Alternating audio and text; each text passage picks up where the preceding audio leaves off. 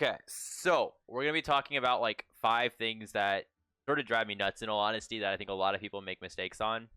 And it's just something that's really common and it affects a lot of people. So the first thing I want to talk about is tracers understanding their role in double bubble. And it's really difficult because there's a lot of different playstyles for tracer.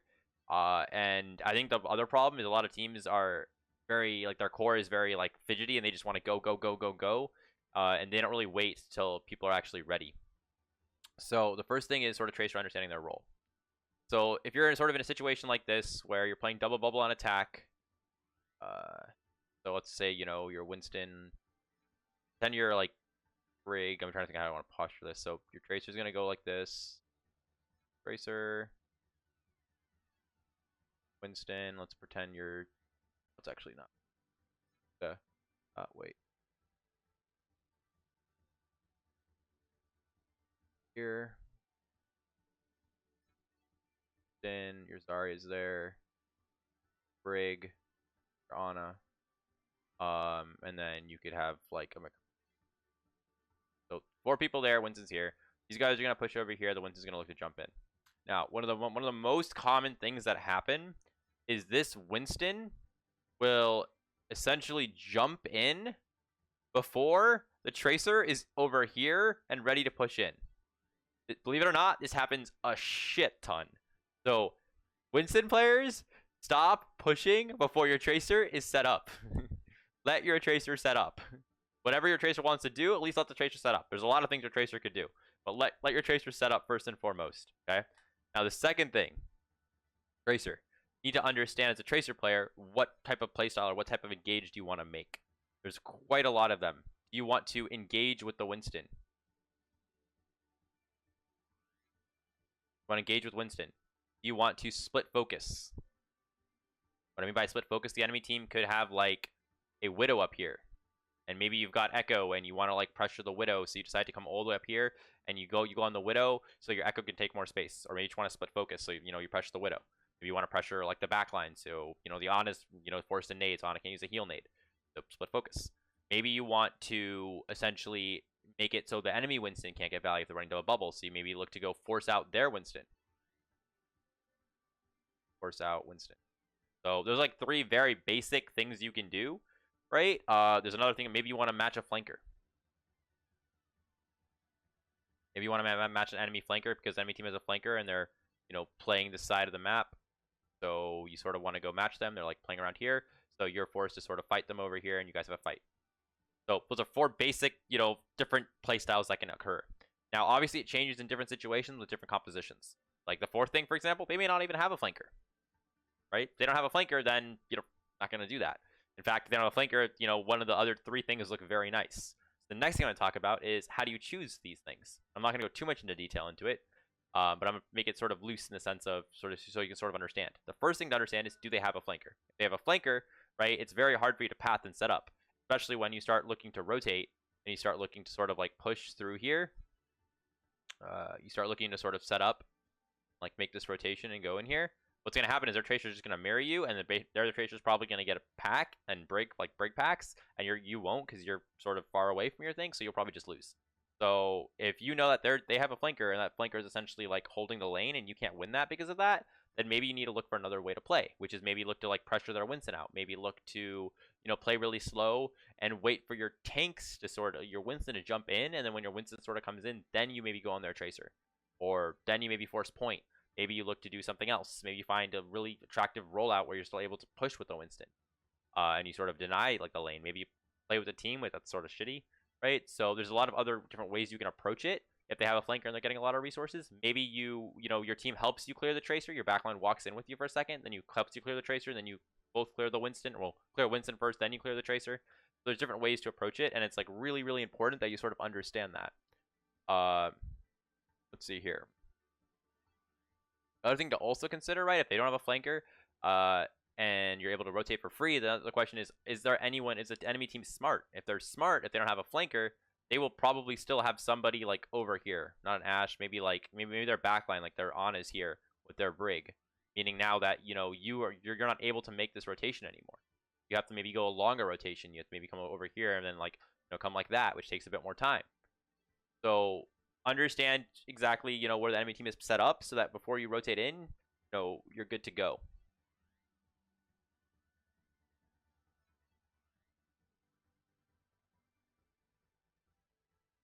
Yeah, crap. Next thing, very simple. Zarya players, do not bubble at the same time. Do not double bubble push. The only reason you should double bubble pushing really is if like you're pinching really hard, and even then you really shouldn't be. Save your self bubble. When you bubble your Winston, that Winston is taking damage for you, and he is essentially, you know, buying you time and letting you take space and taking pressure off you. There's no reason to self bubble. Your self bubble should be used to peel yourself in case, like, you know, someone rolls up on you, does damage to you, like echo stickies, you know, McCree stun, the enemy Winston jumps to you when you're low, right? You have an Ana and Brig near you normally, you'll be fine. Use a self bubble if you're under pressure to peel yourself and then push more aggro, or if you want to go aggressive and then you're going aggressive and then you sort of want to keep going aggressive, self bubble there. Like for instance, clear all this crap. Let's say you push over here and you're pushing out. Your Winston just jumped in, so your Winston took all the pressure from the enemy team. Now you don't need a self bubble here. You can keep going, keep going, keep going. The Winston's forced out. Then the enemy team starts looking at you. Then you self bubble, right? Because you're getting under a lot of pressure. It'll self bubble relieves the pressure. Your Ana's still healing you, right? Then you maybe like hold space because of self bubble. And you back off to like a corner a little bit. Then your Winston comes back in and you're fine. But use your self bubble more proactively. Don't just waste it. And the next thing I'm going to talk about is when do you use projected bubble? You give bubble to your Winston, and to start a fight. In the mid fight, give your bubble to Brig when you're brawling. Your Winston does not need a bubble in the mid fight. He is chilling in the mid fight. He's playing to live most of the time because he lost his Winston bubble. He has no Winston bubble, so he can't really do much. He has to wait for his Winston bubble to come again. So just chill. Your Winston's gonna chill. So what you should do, you should give your bubble to Brig and go brawl with your Brig if you want to take more aggressive space. And then your Winston will come back in and you can pinch with him. So for instance, what that would look like is, let's say you're pushing here. Your Zarya goes up. Your Winston was already here. Your Winston's now forced out. Your Brig pushes up. Bubble to Brig. And then, your Brig then has to back up. You self-bubble and go up too. And then your Winston jumps back up. And, you go from there. This is how you can, sort of ebb and flow, push and pull it, while also constantly sort of, push, you're sort of going back and forth a little bit by, splitting resources, but you're constantly still pushing into them as a unit. And now the third one sort of goes into what the second one is. Whereas Winston players, you really, really, really need to understand your tempo and what your role is. You're looking to sort of get value at the start of the fight. When you jump in and, you're trying to hold space and allow your backline to walk up, that's your start, that's your job at the start. Then you need to live. Emphasis on live. Okay, back up into a position where hopefully your Ana can see you. You should understand where your Ana is and back up in a position where your Ana can heal you. Right? If you backed up over here, it's going to be very awkward for your Ana because your Ana probably can't heal you. But then you maybe need to rotate and chill. Hope you didn't take too much damage. So when you do come back up, you're full HP, your Ana can heal you. But in the mid fight, live. Okay? Don't keep overextending. You've got no bubble, you've got no Zarya bubble, you've got no Winston bubble. Don't go more aggro and then be like, oh, you need to pocket me, why am I not getting heals, or you're jumping really aggressive and you're going out of your Ana backline or your Ana's LOS. So live in the mid fight. Let your Zarya Brig Ana do more of the work, or your Tracer too, because your Tracer has more uptime than you. Your Tracer, once you engage with the Tracer will still be in the fight. The only time you shouldn't back off, right, is if your team has tempo, your team is rallying, right? You have Primal, you have Nano, and maybe the enemy team is split by focus because of your core or your Tracer, so then you can do more because of split focus and you're not getting pressured as much. But in general, normally you're gonna have to. And like I said, you want to back up neither close to your team near environment cover, or a distant spot that has your Ana LOS, or yeah. So the better way of looking at this, I'll just write out the points for you here. Or I can write right here. So you want Ana LOS, you want your you want anti LOS of their DPS. You want to essentially, and the whole concept of this is that you can basically bait. So what you do is you play anti-LOS of their DPS, so you bait their DPS to go into you, but then you have LOS of your Ana, and then your DPS punish them when their DPS go on you.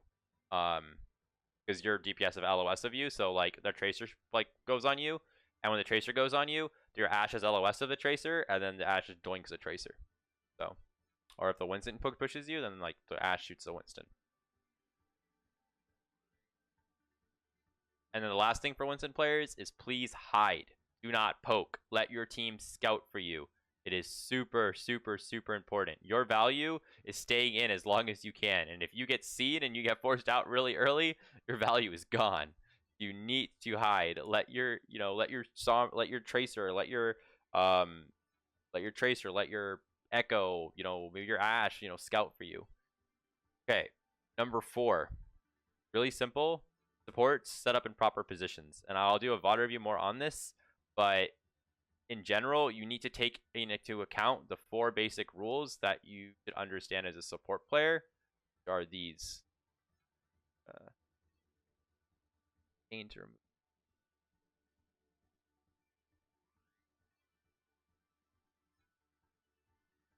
First rule, everyone should know, is always play a corner. Always play a corner. Second rule is always have good LOS. Third rule, always have distance from angles. Fourth rule is always have good rotation options. You should want all 4 of those. And if your location that you're playing doesn't satisfy that, then you're essentially not playing to prevent and engage. The whole concept of this is to be able to prevent and engage. The other way to look at it is if you play to absorb and engage. And again, like you can watch a lot of my videos on this. I talk about it a lot, but I will be making a separate video on it too. That'll come out soon. And the last thing I'll mention is for Ana players, when you're playing Ana, it's really important you understand your nade usage. Ana nade is really, really valuable, and if you go watch any top players, you'll see them get insane value out of antis. Like, for example, I highly suggest go watching Crimzo and Comp. That dude is absolutely nuts. He will hit antis, he'll just hit constant antis. So the biggest thing I'm going to say, and this is a very easy rule to look at, I'm not saying it's the part all like this, you have to follow this, but whenever you are taking space, it's harder for you to look for nades because the enemy team can put pressure on you, hence you're going to need to use nades for yourself, your team up and your backline up, like your break because a Winston will go on you. So when you're taking space or don't have point control, then use your nades more reactively. But if you have point control and you're set up, then look to be more aggressive with your nades because you can set tempo and you can look for opportunities. As well as when you're over here, right, the enemy Winston will maybe jump, the enemy Winston will go maybe here or maybe even on you. Depends where he goes. The Zarya Bubbles will be used. The Winston Bubbles will be used. But you can easily, look for nades on them because, how do I explain this? It's easier to see the bubbles in front of you. And it's also easier to set the tempo as you want because you've got point control. And there's less pressure on you. And normally if a Winston does jump on you, you're in a position where the enemy team fully can't follow up. It'll mainly just be a Tracer, maybe, if the Tracer's even ready. So when you've got point control, very general rule, right? Like, look for more aggressive nades because your break can help you and your Zarya can help you if needed. And your Kree, if you have a Kree or Ashe. But when you're retaking space, keep in mind that you need to... it's a general basic rule to probably save nade. Another example, I'm just going to use this map as an example. If you're playing on a Koth map, and that's a little different because nobody has point control in neutral on Koth. If you are playing on a Koth map and you're in neutral, because nobody has point control, it's really risky to use a nade. Because the way to look at it is you're not set up, so the enemy team could jump on you and you might need it. The enemy team is not set up, and because they're not set up either, they might use it to peel, they might use it to be aggressive. But the biggest thing is you don't know when bubbles were going to be used. So the enemy team could sort of not use bubbles, and then you nade, and then they use a bubble, and then your nade's useless, and then the enemy team goes on you and you die. So the biggest thing is you'd rather use nades to help yourself live at the start and like get value early with honestly probably heal boost nades to like help your tanks maintain space and push because nade plus inspire is nuts. And then if you use it early enough, right, you'll probably actually have another nade by the time their bubbles are gone that you can get value. And obviously if they use bubbles really early and like you still have nade, you can go for it. But in general, you should like care a bit more when you're taking space and neutrals on Koth because if you're playing a mirror, if you just look for a really aggressive nade really early on, they probably would have not used bubbles yet. Okay, so that's pretty much it. Those are like 5 really important things that I think a lot of people mess up in Double Bubble. They're not necessarily basic things. They're actually somewhat advanced, I think, and very particular. But it definitely affects, high-level macro. Especially the Tracer thing, because a lot of Tracer players don't really get a lot of value out of Tracer because the core keeps jumping forward or keeps engaging first before the Tracer's even set up. Very good example is Watchpoint Gibraltar, first point attack. The amount of times Tracer players do absolutely nothing because the core keeps going in 5v6 and like going in hard and just feeds the enemy defensive team alt charge is crazy. So, yeah.